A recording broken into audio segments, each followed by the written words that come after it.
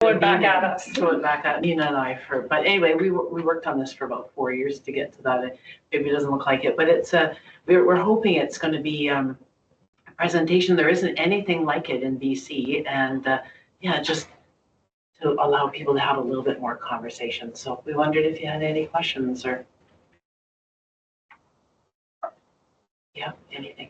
I thought it was superb, really, really well done end to end. I worked at IBM Canada for 35 years, and they used to have training like this in the early years. They had everything, including stuff like this. And so, but now they've stopped it, and of course now they do nothing. But it's very well done. I'd like to have a copy if I can. Is that possible, Link, so that shall I get that out so we can share it? Because the only thing I would say is that I think sometimes the scope of this kind of stuff is not just intimate partner. It is siblings, parent-child, child-parent as children become teenagers. There's a whole bunch of things where I've seen it and witnessed it and had to try and be an advocate in the background. Yeah, anyhow, it's excellent, really well done. Mm-hmm. Yeah, and you're so right in all the forms in a family, right? Yeah. And we encounter that so often. This one, I think, came out of just that Coroner's Death Review panel on intimate partner violence and knowing it was so common. So, yeah, we studied those 100 deaths, and it was just so apparent that just people had no idea where to go, and they didn't go anywhere. You know, and neighbors, in many instances, a neighbor knew, a friend knew, a family member knew, a co-worker knew, but no one really knows what to do, so you don't do anything because a man's home is his castle. What goes on behind closed doors stays behind closed doors, those kind of old adages. So it's not my business. It's not my business. Well, and I think I mean, superb work, and it fills a gap there of people not knowing what to do because, you know, like if it's one thing if you're actually hearing an act of violence in process or something like that, but if you have heard more subtle things and have hunch and all that, you know, most people are not going to call 911 because of that, right? But True. this gives you what to do in all those other situations. And the communities, you know, have so many different resources in addition to police. Yeah. So some people are very hesitant to call police first off, right? But it doesn't mean that they can't receive the support and the help. I think it's an amazing tool, not just for friends and neighbors to act, you know, when they are aware that somebody's in an abusive relationship, but it educates the men and the women. Because a lot of situations, the women are in that situation and they don't think it's abuse because they're not being, you know, broken, bones are not broken, they're not bleeding. And you just think of abuse as like physical violence. And yet all that controlling and so on, and that can lead to death, as we know. People don't realize, even the women don't realize. So when you're watching it, you say, oh yeah, I want to know. And that could be the pretext, that's why you're watching it. But I think it's very well done because I used to work with men who abuse, and we use the power of control. And, you know, and just to show them that sometimes they don't even realize it. Like they've gone from their home, you know, the parents' home to their home, and saw the father controlling. They don't think of it as controlling, like looking after the bank account, doing, you know, for the mother, whatever, and then they start doing the same thing. Or the woman has to ask the permission before they spend money. And in all relationships, there's different arrangements, right? And there's no one good way. But I think for self-awareness too, that tool is very good. It's true. The more overt forms of violence are what we can see: physical violence, sexual violence. But there are many other forms of violence there. So it's kind of like the tip of an iceberg, you know, being the tip above the water is what we can see. Right. But everything else, financial, psychological, you know, those other forms are underneath the water. We don't always see those. So I think it's a very good tool. And circling back to what Jane mentioned, so many times if the police were sent to that house because someone does have those spider sense about what's going on, that's almost too early. And if someone's not ready to talk, well, you can rest assured you're not going to hear anything from them ever. But maybe a conversation from someone that cares about them, just gentle conversation, I'm here and I'm around. And having watched that can make like a difference. That's the hope anyway.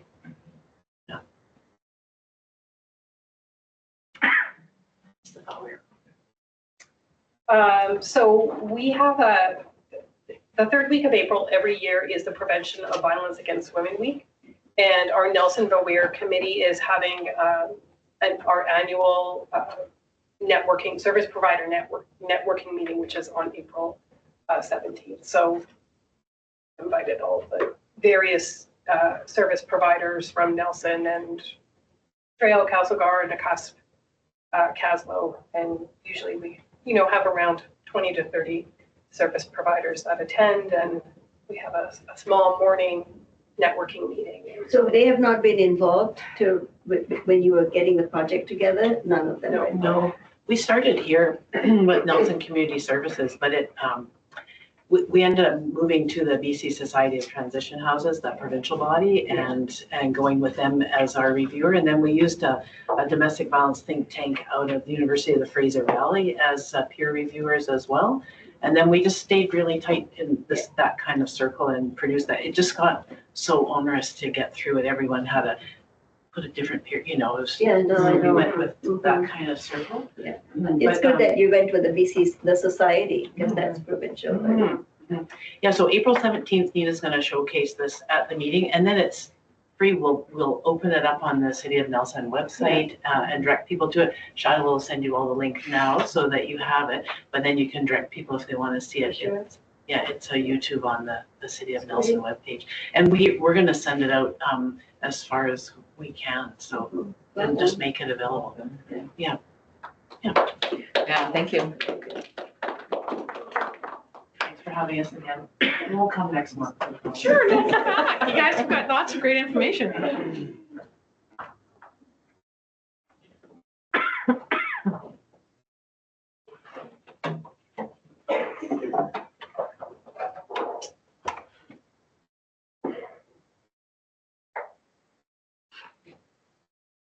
Are we back now? Yeah.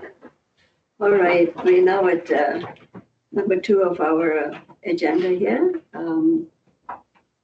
We've just finished that, and so we're going on to the consent agenda. And in it, we have the meeting agenda and minutes and the action list. So if you all looked at it, can I just have a motion that? Oh. Can we pull the action list out or just talk about it really quick? Okay. Just, it says here for April that we're going to get an annual report from the chief about his accomplishments and financials and an update on the strategic plan and goals for the coming year. And we haven't, I'm assuming we're not doing financials because we haven't gotten any. No. So anyway, I just wanted to mention that because it's on there for April. So Yeah. I sent my goals to the HR committee as part of my assessment stuff though, so I think Okay. I just got bumped to next week. Did you get it? You're looking like you. Sorry, I'm, Well, next Thursday, we're meeting about it. Yes, Yeah. perfect. Yeah, it's a good thing, Devin, to point out, like sometimes we have these action lists and then, right, we don't notice them, and the timing was good, so yeah. Yeah, guess. I think the budgets more or less just got approved, so Yeah. it'll be a month late this time, but I find that the beginning of the year is always a little bit more of a delay on that first quarterly report, just because everything's just kind of getting approved, and then it takes a while to get it actually into the budget and then catch up on our expenditures and stuff, so. Thanks. Yeah. So maybe like, when we revise the action list, it can be made to May rather than April, because it's not realistic to have it, yeah. That would be great. Okay, thank you for that. All right, are we ready now to accept the consent agenda as presented? Mhm. Eric and Devin, all in favor? Yes. Business arising? There's nothing, that business arising? No? Okay. So on to Chief's report, I think that's only the last month that was added, so. Yeah, I don't have a lot on the open side of things tonight, but just a couple quick updates on the municipal, BC Association of Municipal Chiefs of Police. Next meeting is April 8th, so early next week. So I have a little bit more of an update on that next time. On personnel and staffing issues, just due to staff shortages, we've sent a request out to the RCMP again to help augment some shifts from now through the summer months. We continue to do our internal staffing efforts, so trying to get staff hired as quickly as we can, but as it continues to be a struggle and it is a bit of a lengthy process, and that's not including recruits, because that's about a 14 to 16 month long process before somebody's actually working. But as I said, we still have some efforts, and I'll comment a little more on this in the closed meeting. But we have asked for RCMP resources. We're likely going to do a media release in the pretty near future, just so that the community understands what we're doing and why there's RCMP officers showing up if they call the police sometimes to take their calls. And as I said, the department continues on our exempt officer advertisements and hiring. I have a little bit more detail, like I said, in the closed meeting, but we are looking at potentially getting some consultation from a recruiting firm. And we've got a few other ideas in place just in case there's something we're potentially missing, or they can focus the hiring limited resources we have in a specific area. And the department continues to run its current recruit constable hiring process, and we're getting close to a decision. Just had the psych assessment portion of that done today, actually, and there's a follow-up piece of that next week, and then we should be making a final decision to send a recruit to the May training. And then we believe at this point we're probably going to be able to identify two, so we'll have a second officer named and identified to go in the September class. The only other thing I had, I guess, is just to pass it on to Vector for a quick update on, sorry, that's in the closed meeting as well. Okay. I'm finished. Any questions, the chief? No? Okay, and then I need a motion to accept the chief's report as presented. Is that quick enough? Yeah. Got it? Thank you. All right, moving right along. Item number 6 is director's reports, and I think included in the package is the minutes of our planning meeting. Devin, maybe you want to walk us through it? You know what, I'm going to let you do that, because I actually have some stuff that I want to talk about this in the closed meeting. Okay. For in the director's report section. Well, I think that Charlotte made a real effort in documenting the day. It was a very fruitful day, and we did come up with some concrete ideas of things that we wanted to have done. One of the things we did ask is that there be a Nelson Police Department officer on the committee, because it is supposed to be sort of a police community coming together, and that would make a big difference. And I think having somebody participate, and then that person would go back and share, it becomes more of an organic thing, like a natural thing. But initially we got things started from scratch, and but now it's time for us to start working together and doing stuff, so we feel like a team. We came up with some ideas, and they're all listed here, and they're all great ideas. Just something that's not not documented, but there was some reference to maybe applying for grants, is that we felt we can come up with all these plans, but actually the committee does not have a budget.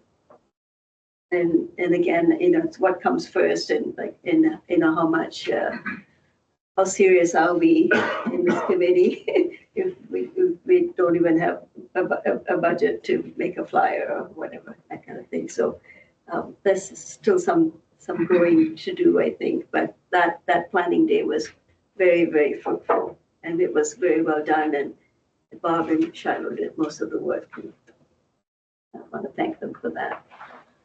Yeah, excellent minutes. Just a super brief comment. On the minutes, let me see, under B, at the very last paragraph, with NPD EDI banner jointly manned by an officer and committee member, maybe that should say staffed. Yeah. Especially for EDI. We're also learning and growing. Yeah. Yeah. No, it's Language is good, Any, right? any other comments? No, it's excellent. I hate to point out the one thing I noticed, but it's No, excellent. it's important because, like I say, we're all learning and we're all capable of making glaring mistakes. I'll just comment that we actually do have an officer identified as one of the new exempt officers coming, so hopefully it That'd be probably great. 2 months before they're kind of here settled and available for that. But Mhm. we also talked about where and when available, just given our staff shortages, but having all the officers cycle through for a meeting Yeah. is, they probably can't stay for a whole meeting, but to come up for a 10-minute Mhm. introduction and a quick sort of chat would be also valuable, I think. So that's kind of what's planned for the next couple of months going forward. Sure. Anybody else? Janice, do you have anything to say? No? Looks good. Right. We can move right along then. Nothing to accept or. So new business, Shiloh just pointed out to me that I think she's been talking to Katie, and we're still concerned about having new members join us on the board. And so they have extended the deadline to April 14th. And I think all of us need to take it seriously and look again at the contacts we have and maybe, make it a real effort is to talk to people who might be good on the board, right? Who have skills to offer us. That would be great if you can do that.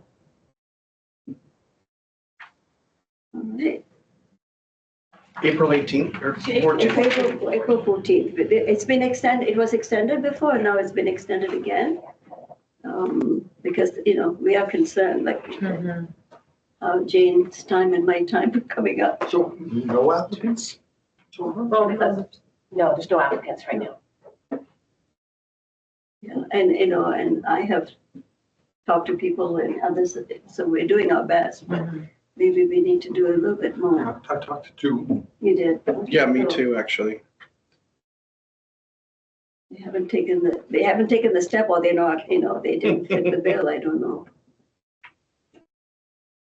All right, so we can only do our best. So we've come to the end of the regular meeting, so can we pass a motion to adjourn the meeting? Devin and Eric, all in favor? Thank you. Nice.